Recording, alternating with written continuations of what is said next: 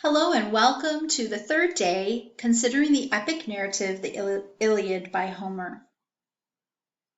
We're going to start out with our warm-up today, and we're going to think about, for that, what you read yesterday. Let's consider that together really quickly here. So you mostly read a conversation between a husband and a wife. Hector the warrior of Troy, and he, of course, is the brother of Paris. And he is talking with his wife Andromache. Andromache is very upset.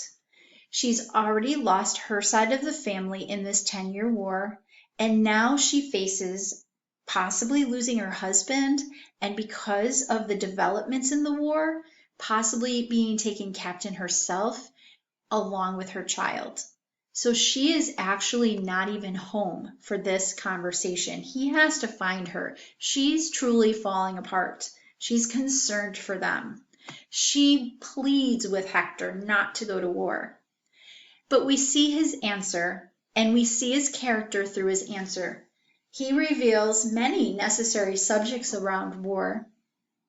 And really, if we were to take Andromache and Hector and do a character analysis on them and compare and contrast them, we would see some substantial contrasts in their characters.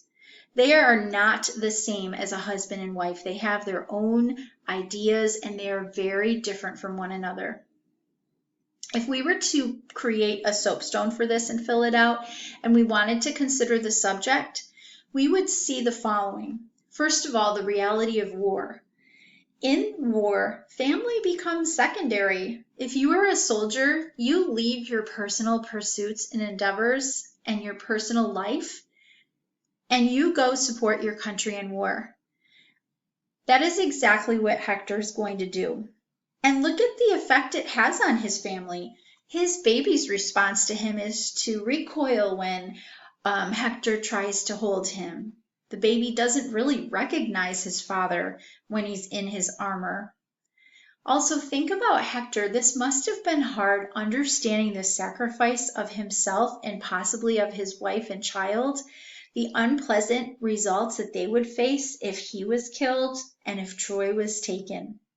And yet, in the end, he chooses nobility over personal pursuits. There is a call in this piece to do just duty during difficulty. And I want to note that Hector urges Andromache to return home and to fulfill her duties. Even those who are left on the home front during war have to step up and be responsible and sort of fight from home at this time. Now, there is that acknowledgement in this part to being submitted to fate. Hector basically tells Andromache, I'm going to go to war, and my fate is already settled, and so is yours. There's nothing we can do about it. Again, we need to turn this idea around and realize that, yes, we are in a sin-cursed world. And so there are definitely, we're feeling this right now, are we not? Things out of our control. But we have to understand that they're not arbitrarily out of our control. They're in God's hands. Everything that happens to us is in God's hands. We are seeing life as temporal. We only see the here and the now. God sees eternity. Now let's talk about today's goals. For today, I would like you to be able to identify epic similes and evaluate their effectiveness or efficacy in this piece. So let's talk about what an epic simile actually is. First of all, a simile, as you know, is a comparison of two unlike objects using the words like or as. We're very familiar with those, and indeed, you will find some typical similes in this work. However, just like everything else in an epic is huge, heightened, think of the language, think of the heroes, think of the setting, there are also large similes or epic similes in these narratives. So here's the definition of an epic simile, a definition that you should add to your literature notebook. And here it is, a type of simile common in traditional epics in which the vehicle in the comparison is described at considerable length. So that's the difference between a simile and an epic simile. It's the length of the description of the vehicle. So that's what you're looking for. You're looking for a brief comparison signaled by the word like or as, but then you're looking for this lengthy description. And I don't want to imply that it's going to be in that order. The lengthy description could come first and then the other comparison after. But the point is that the just lengthy description could be several lines long, as opposed to a simple little simile where there's two words connected with like or as. So let's try a couple of these and see how you do. The first one you can find in your book on page 201. I also have it up here on this screen. So you can find it though on page 201. It is the fourth line down. You listen as I read it. Please look for the connecting word like or as, and also see if you can find the two items being compared. Let's read. But as a snake waits for a man by his hole in the mountains, glutted with the evil poisons and fell venom has got inside him, and coiled about the hole he stares malignant, so Hector would not give ground, but kept unquenched the fury within him. So notice that the word as is right here in the very beginning. It actually precedes both parts, the vehicle and the other word being compared. So that's kind of interesting. I want you to know that that is a possibility. Now let's look and see what two items or people are being compared. The first one is the snake. The second one is Hector. And look at the development of this snake. This is a snake who's glutted with evil poisons and fell venom. Not only is he fully armed and dangerous, this snake is also lying ready. He's coiled about. He's watching and he's ready to strike. He's ready to fight. And so this is being compared with Hector. Hector, who's armed as well. And within him is an unquenched fury. He's angry, he's energized, and he's ready to win. Let's look at another one. Now this one I'm going to give you a little hint at the beginning because I'm pulling this out of the text. We don't see the antecedent in this part. Now if you want to look at this in your text, it's on page 202 at the top of the page. But the word I is referring to Hector, the warrior.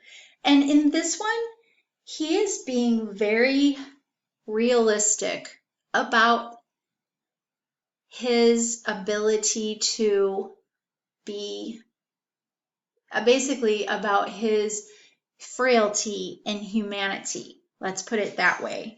So that's just a little hint. So let me read it to you. Let's see who is being compared with Hector. I might go up to him, and he'd take no pity on me nor respect my position, but kill me naked, so as if I were a woman, once I stripped my armor from me. So who else is being compared to Hector? Here's our connecting word right here, and that will help you a lot. As if I were a woman. Okay, let's all not be offended here, but basically he's saying I might get killed, and if I'm disarmed, I'm as weak as a woman. Hector is being compared to a young maiden, defenseless. If he doesn't have his armor on him, he is nothing but a defenseless person. Now, here's just the kind of a whole sentence developing this thought. Homer is saying that this great deadly warrior, Hector, if he has stripped himself of his armor, would be as defenseless as a young lady.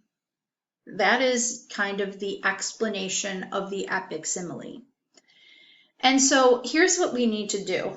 Because maybe we might, girls, right? We might think this is a little offensive. What is he trying to imply about young ladies? We're strong too, or you're strong. I'm an older lady and I'm strong, right? Well, we need to consider the cultural values of the 8th century. They were not so concerned with their words, right? In terms of what they might say or consider about women. So we just need to sort of put that aside, understand that about them. Because I will tell you what, you could certainly go to many English classes and spend a whole entire class hour talking about Homer and the fact that he needs to address some issues that he has in his feelings towards women. Okay, we're not going to go in that direction right now. Let's just focus on the effect of the simile, not the consideration of the ideology of the society. Really, he could have said defenseless as and picked a lot of other comparisons, for example, of a small child or of a man that's not armed. Of course, that would be comparing him to himself. That's what he's saying. He's as frail as. But do you see what I mean? He was just trying to pick something that kind of created the picture of, yes, he is the most powerful warrior in Troy, but when he's not armed, he's really just a mere mortal, a mere man. Okay, so let me get to the next slide. And that is that we now need to get into your classwork for today, now that you've listened to this lecture. And so your task is to read pages 201 to 207, the next part of this story or this poem. And you need to find the epic similes on these lines. Now, I shouldn't even, I guess I can say find because I didn't list them out for you, but you don't even have to read the text and literally find them, locate them. You just need to read the text, and then when you get to these lines, kind of stop yourself and consider what is being compared. So in other words, I did the first half of the step for you in giving you the lines. All you have to do then is the following. I will have these same page numbers and lines up on Google Classroom for you, so you won't have to rewind or anything like that, or go take notes on that right now or anything. So this is what I want it to look like, though. I want you to put the two people or items or things being compared, and then I want you to have a discourse about it. In the same way that I just read the one about the woman and the disarmed warrior, Hector, the brave warrior. So this one is from what we could say about the first epic simile we looked at. It would say something like this. Hector, so here's what I want to point out, guys. It needs to start very specifically with who's being compared, and then it needs to be fully developed. Okay, look at how developed it is. We don't want to be sort of general. We want to be very pointed, pulling the words practically right from the text. Okay, so listen to it. Hector, as a warrior with his armor on, is like a venomous snake hiding, lying wait for his foe, right? Do you see how I have both actions? The snake was hiding and it was lying wait. In other words, it was coiled, ready to strike and just waiting to be on attack. I need all of those details. And then another sentence, he isn't apathetic, he is coiled, ready to strike. That's Hector. He's not lazy. He is not, just going to defend himself if he needs to. He is proactive. He's ready. He's ready to war. And so that this kind of volume is what I'm looking for, this kind of detail. If you would like an A on those similes, I'm going to need it to look like this. I hope that makes sense. If it doesn't, I'm only an email away, of course.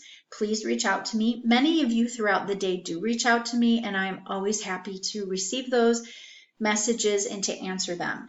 Thank you for your kind attention. Have a good day.